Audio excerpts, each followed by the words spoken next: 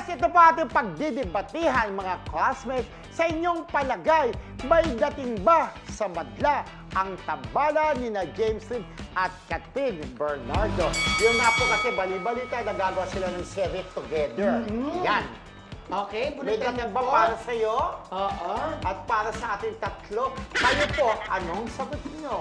May dating ba? May dating ba? Yes, Ang maybe. tamba. Okay, una na ako.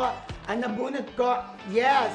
Alam nyo, sinubukan ang tabalang Alden at Catherine Bernardo na noon may nagsasabi na wala yan! Wala yung chemistry ng dalawang yan.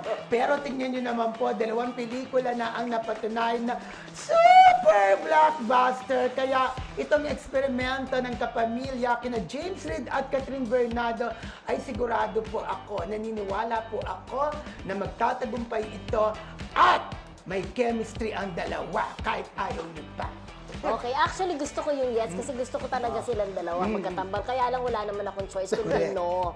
Diba, parang wala pa akong nakikita na sa iba kasi yung movie eh. Tsaka may yung Alden, wala naman nagsabi na wala silang chemistry kasi excited nga, mas maraming ang excited sa kanilang dalawa kasi magkaiba sila ng network. No sa akin kasi parang for the longest time, nasanay na rin kasi ang tao na makita si Daniel at saka si Catherine. Okay. So may mga netizens na nababasa ko na parang wala silang nakikitang chemistry. Siguro yung panahon na mainit pa si James Reid nung araw, baka bagay-bagay pa, pero parang nag-mature na raw ang itsura. Parang hindi na raw sila bagay, ganon. So, yun ang para sa akin. Eh, sa akin ang maybe na siguro, di ba? Pwede, bahala na ang ABS, di ba? Kumbaga, sinugalan sila, baka sa tingin ng ABS, may dating ang tambalan nila. So, malalaman natin yan kapag naipalabas na ang kanilang serye, kung tatanggapin sila ng publiko o ng mga manonood, di ba? Yesterday! So, yun,